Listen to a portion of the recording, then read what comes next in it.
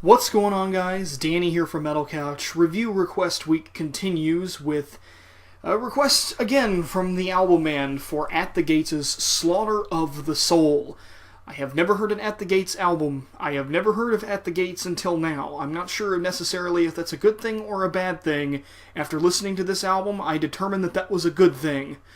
I'm sorry, Album Man, but this album in particular has some problems. Going through, it's a 11-track ordeal unless you have one of the mega super special editions, which the streaming service I went to had a few extra covers on it and some demos. I didn't really give many of them a good listen because, frankly, this album is... It's not bad, to put it to you that way. It's not something that's completely horrible that should be discarded and burnt and thrown into the garbage and just forgotten about. But at the same time, this is not a crowning achievement in melodic death metal by any means whatsoever. The thing that caught me off guard first time that I was looking up this album, like 1995, interesting, with Death running around doing their thing. Death metal had sort of had a huge surge in the 90s. And I thought, hey, maybe this will be a pretty good death metal album. And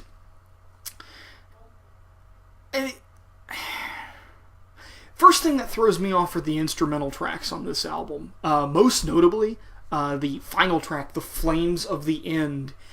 That is a really bad instrumental. It immediately reminds me of a Final Fantasy track.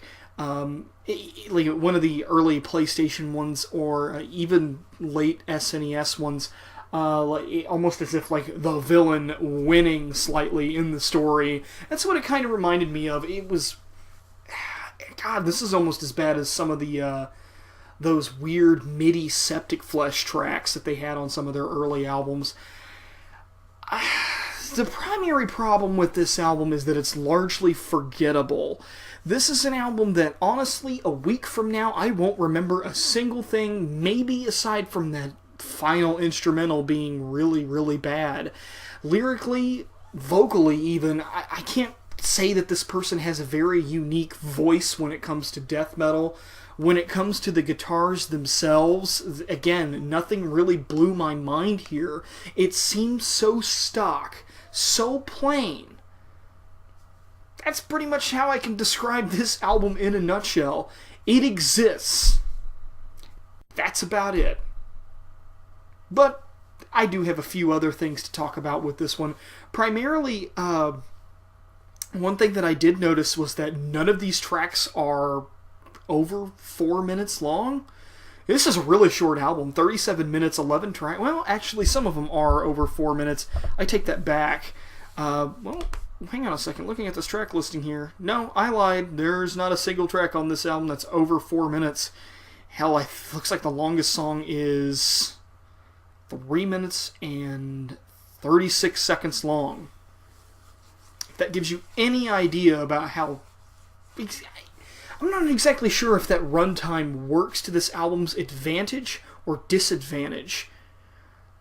Because they could have easily tried to cram so much material within such a small time slot. It makes me wonder what would happen if they tried to write a 6-minute long song. I don't know, maybe I can look up some of their other work, some of their previous work, and judge it from there.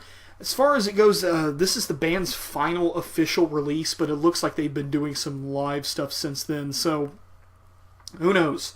At least they're still playing today and doing what they love. As far as I'm concerned, this album is a 6 out of 10. It's slightly above mediocre. I'm not going to remember this album a week from now. I swear. It's almost as if this is like the $4 bargain bin album. I'm sorry, Album Man. You might appreciate this album a little bit more than I do, but to me, this was just forgettable. It's all filler, no killer. So 6 out of 10 for me. Danny here from Metal Couch, signing out.